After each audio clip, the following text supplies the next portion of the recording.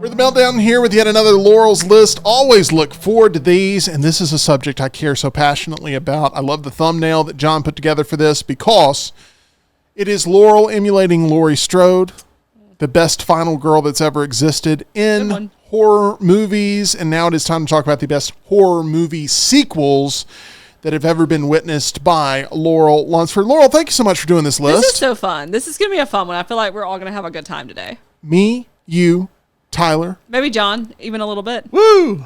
At least 3 out of the 4 people in this room are fans of the horror genre. Tyler's starting to wane just a little bit after having seen so many bad horror movies in 2024. He's going to remember all the good memories. Let's hope that is the case here because we need to inspire young Lionel. My question to you, Laurel, is where are we starting off this list with best horror sequels at the number 5 spot? Okay, and before we start, I'm just going to do the honorable mentions because there's going to be one that I know that is not going to make the list that people will wonder. And that is going to be, I didn't put any of the Friday the 13th movies on because I'm not a huge Jason person. And, you know, you were very specific with the list. And I don't know if a lot of people realize, if you watch Scream, you would know that Jason is not in the first movie. Mm-hmm. And Jason is in the second movie, but he has a bag over his head. So he does not put on the mask until I think it's the third one. Jason is technically in the first movie, just not the killer. A burn child. He pops up at the end. He jumps out of the lake. So if I was going to choose an honorable mention, I probably would choose the 4th one or the 5th one. The one that has I really like the Corey 4th Haim one. in it. Yes. Yeah. It's got Corey Feldman. Corey Feldman, yeah. No Jason X. He shaves his head to try and look like Jason. He does. Young freaks Tommy him out. Jarvis. Yeah, young Tommy Jarvis. So I've given you some parameters with this. Yes, you no did. prequels. No, that was difficult. Maxine can't make the list, which is what sort of inspired this list because I had a feeling it would be right there towards top tier for you because you are big on the Maxine trilogy. So with those parameters, I think it's fair game to start getting into what you want to get into, and only one entry per franchise. Yes, and the other one I was going to do an honorable mention is Final Destination 2. I solely for the fact that I think that is the most well-known of all of the openings with the logs on the... Every time I see one of those... Scares everybody every time they drive on the interstate. It scares me every single time because I am immediately thrown... And those movies are very creative, but I put that one as an honorable mention. But number 5, we're going back many years ago to Bride of Frankenstein. Oh, I like this. One of the classics. A classic, and a lot of people consider this one better than the actual original Frankenstein. I think whenever you think of Frankenstein, people don't ever think of anything with just Frankenstein. Of course, they think of this movie. I think of Young Frankenstein, which is also good too. But there's so many iconic, I feel like, moments that you see in this film, especially when we go to Universal. Since John just had a list on Universal, we went into their City Walk Theater, and there was huge, they have huge pictures of the Bride and Frankenstein. But it's a good movie. It's short.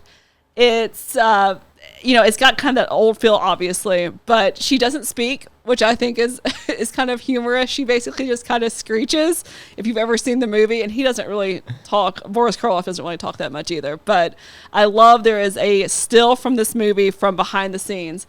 They actually didn't have a lot of budget for these movies, so they did a lot of the makeup themselves, and there is this really cool photo of the bride. I forget the actress's name. She is someone famous, but she's holding her compact and applying her lipstick, and it's just a really cool photo. So now, a little birdie told me that you did a senior thesis on I did. Universal Monster I did. And I have heard history? back from some of their family members, as well as the Lamel family, who actually were owners of Universal. I actually heard back from some of their family members, and they not only sent me letters, but autographed photos. And they were very, very nice to talk with me. And I got a very high score on that, the highest actually in the class. So that was very exciting for me. John, are you proud retroactively of Laurel here? I am proud. I would have written my thesis on Family Guy. She writes hers on Bride of Frankenstein. Have you dressed up as Frankenstein before? I have dressed up. We have been the Bride and Frankenstein before, so yes. It's John, blink twice if you need help.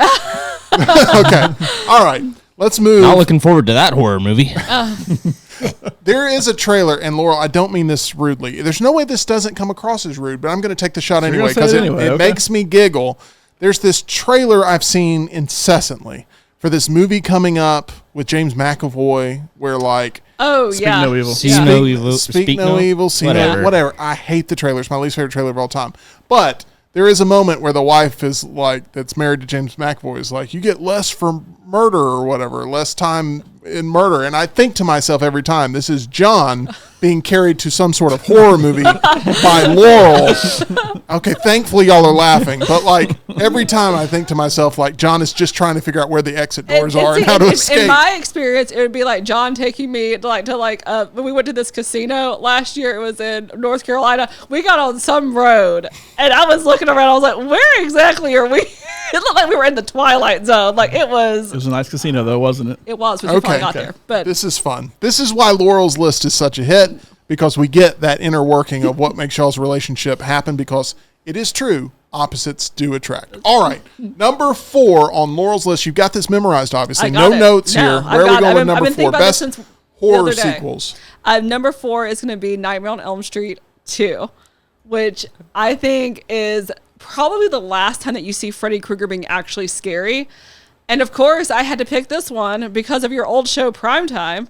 I am shocked that you never used the classic line that's in this movie for any of the intros. And everyone knows. Welcome to Primetime.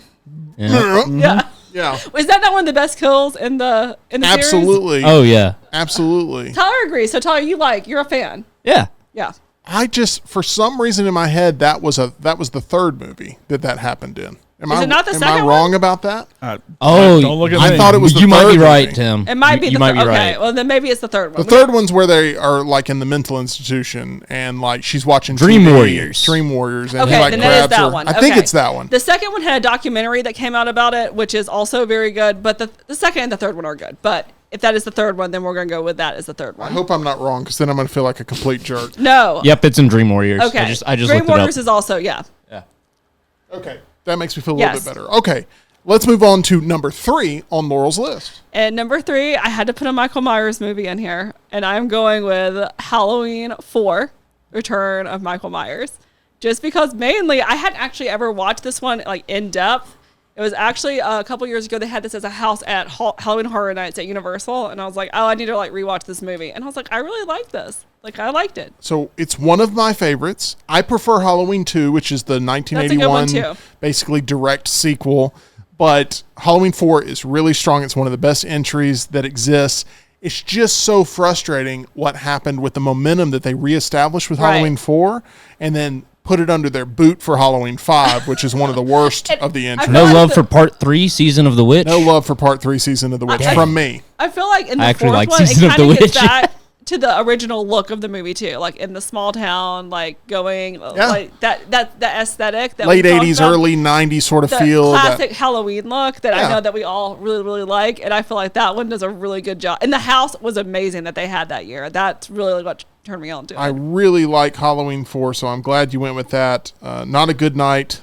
There is this thought that goes around that basically I hear it in John's voice every single time I see it. Every single Halloween season, it's like, you know, oh, it's October 31st. Sounds like a good night to transport patient Michael Myers to the latest, you know. This is the way John would dissect this movie. It's like, they didn't think of all nights. Maybe Halloween's not the one you want to book. We go to horror nights usually on Halloween weekend. It's like, maybe you should take a vacation on Halloween weekend to get away from this place. You know, another one that's good is H2O. That's another honorable mention for me. I like H2O. It's very 90s. Yes, I that's have a what I friend love that about calls it. it Halloween H90210. I mean, it's got a bunch of actors. I love it. I mean, Josh Hartnett, come on. Yeah. But we're on 2 now, right? We're on number 2. Number 2 is going to be Paranormal Activity 2.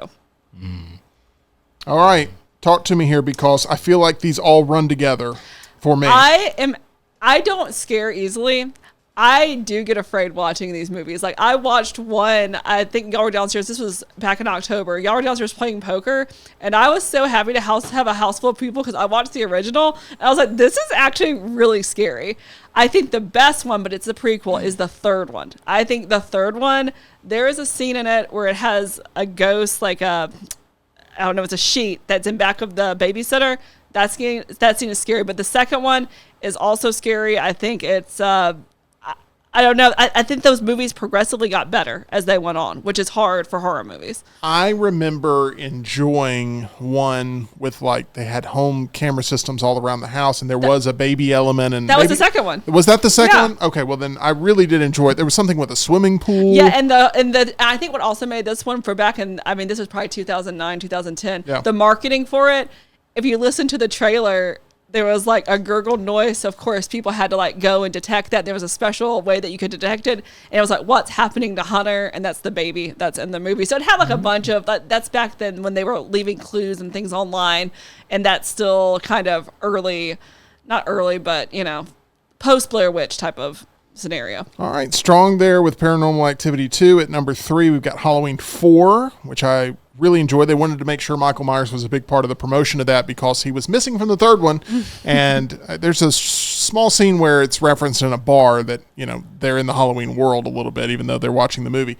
At number 4 spot, Halloween 3, I have some frustrations. Number 4 spot, Nightmare on Elm Street 2/3, Dealer's Choice. And at number 5, Bride of Frankenstein, something so near and dear to Laurel's heart. Where are we going for number 1 on Laurel's list? And this is a hard one to pick. And I think you could really do any of these except for one that I don't think is that good. Scream 2? Yes. Yep. Scream 2, to me, is the essential sequel. It is a product of its time, but it has like every big person that was popular back then either referenced or in the movie. I love Scream 2. And I love that the opening, that while they're watching the movie, it's directed by Robert Rodriguez. Like that was the whole thing and it actually is directed by him, which I think that's so cool that it's Heather Graham that's, you know, playing Drew Barrymore's part in it. I think that opening scene is probably up there, not as good as Drew Barrymore's, but it's pretty good. It's great. It's got, you know, Sarah Michelle Gellar's in it. It has all of these. I mean, she has a very small part, but Joshua Jackson, that you can pick out just bunches of people that were so relevant at that time that are in the movie. So I remember being at summer camp. And all the counselors had gone to see Scream 2. Oh, wow. And the vibe was, obviously I wasn't able to see it just yet until it came out on home video where I watched it, but the vibe was that the men were so terrified to go to the bathroom during that movie because like the first 15, 20 minutes into that movie. Scary Movie did that for me. John, just wait your turn. That like if you needed to go to the bathroom, you held it throughout the rest of Scream 2 because of what happens in the opening scene. Watching it now, I was like, one time I'm in a movie theater, I was like letting this happen. Like this is like chaos. Like everyone was dressed up. You know, they were giving out like fake knives. They were giving out the ghost face mask. But I think it had the big scene with Jamie Kennedy. You know, with that was a mistake in hindsight to kill him. I agree. The only one that I think is not very good is the third one. The third one to me is like Scary Movie. It is just a tick away from being a comedic film. Like it is. Like Jay and Silent Bob pop up in that, and it's Carrie Fisher. Yeah. Like it's just very on the nose, and like Courtney Cox talking about Jennifer Aniston. So it's like, okay, so and they're talking about Friends. It's like, so Friends is real in this world. Yeah. And you're okay. The killer's using the fax machine now. It's like, whoa, this is very 2002, 2003. So Scream 2 is fantastic. Absolutely love that movie. Great choice there. There is something I've always wanted from Rockstar. I've never told him this. I've just always hoped he'd land on it. But I'd love for him to impersonate the scene from Scream 2 in the bathroom where, is it Omar Epps who's putting his ear up to the stall and he's trying to, and it's like, it's like, it makes no sense why he would even want to know what's being said, but it's like, anyway, I want Rockstar to impersonate that because I feel like it would be much better than mine. You're thinking about Scary Movie. You're triggering me from Scary Movie. Okay. We're going to end it there. If John didn't have... Oh, Tyler brought it back. Okay. Chilling. Just killing. If John didn't have to produce these things, he wouldn't be allowed in the room during Laurel's List because we would take it much more seriously. But that's going to do it for another edition of Laurel's List. It's all brought to you by our title sponsor, John. That's MyBookie. Go to mybookie.ag. Promo code next round. You see it right there in the corners. I hit my microphone. You can bet in the sports book. You can play in the casino. You can play in the live casino as well. Bet anything, anytime, anywhere. What is your favorite horror sequel of all time? I'm going to say I don't hate Jaws 2.